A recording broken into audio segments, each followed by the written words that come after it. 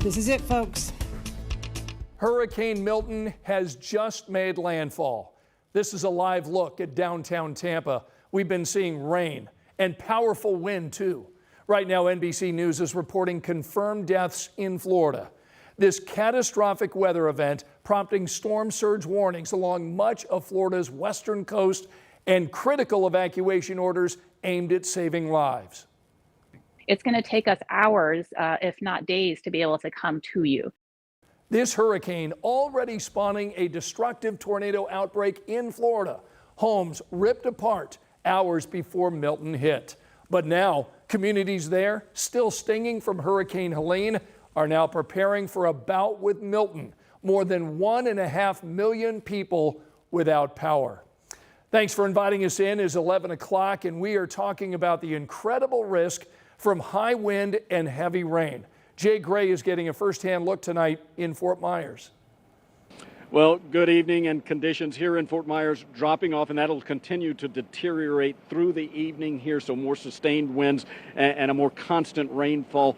When this storm moves through, we're going to see winds over 100 miles an hour. We're going to see a constant rain. We're already dealing with problems from the storm surge, water pushing into coastal businesses, and that's going to grow. Forecasters saying we could see a 10 to 15-foot storm surge before it's all said and done here. That would push water into places it's frankly never been in this area, and that's saying something. They've dealt with a lot of storms over the last few years here. Helene just 2 weeks ago, bringing damage to this area. Debbie, which was a tropical storm before that. 2 years ago, Ian, which really ravaged this area, destroyed so many homes, damaged so many businesses here.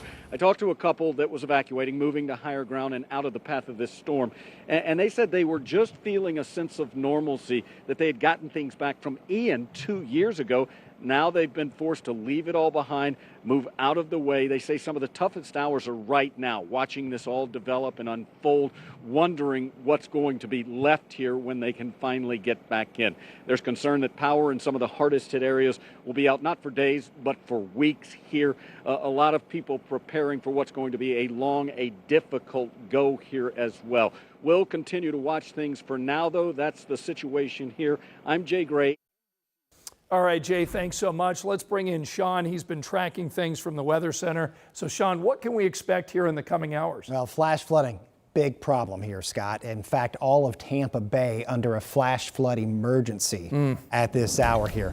The strongest wind with Milton is over. Made landfall around 8:30 around Siesta Key with a maximum wind of 120. It's still a Category 2 hurricane. It stays a hurricane strength overnight tonight. Very heavy band of rain with the stronger gusts now riding right along I-4, and that's going to take it into Orlando. It's going to take it into Deltona as well as Daytona. These are flash flood warnings and flash flood emergencies. That includes Lakeland. It includes all of the Tampa Bay area, where some areas have already had over 15 inches of rain. And that zone is going to still be pounded at least northeast from Tampa to Lakeland. And you can see this thing is really speeding up here. That's how things are going to progress for the rest of the night. Sustained winds right now in the 50 to 60 range. We've had some few gusts over 100 miles per hour. We'll have the 7-day forecast here locally coming up in a few minutes. This is pretty intense. Families urged to get out of Florida, but some making the decision to stay, including some folks from Speedway. The Bruleys have a home in Port Charlotte, not far from where Milton made landfall tonight. Mary Bruley told us her home is up to current hurricane code. It's also in an evacuation zone, but she told us she's got plenty of food and water right now, and they put up storm shutters. This home's pretty solid, and we're up high enough and inland enough. We're pretty safe. We feel we're pretty safe, but you know, that can all change. Mary's been telling 13 News she has experienced several hurricanes in the past. She spent more than 2 decades in Florida, but she admits tonight this one feels different and is asking for prayers as this storm hits. Well, right now, Indiana Task Force 1 is on standby tonight in southern Georgia. The 84-person team is expected to fly into the Tampa area after this hurricane moves through. Tonight, Lauren Kostick shares how they're doing right now after an already exhaustive 2 weeks helping with Helene. Hurricane Milton looming over Florida's Gulf Coast just 2 weeks after Hurricane Helene made landfall. Indiana's Task Force 1 preparing to answer the call again.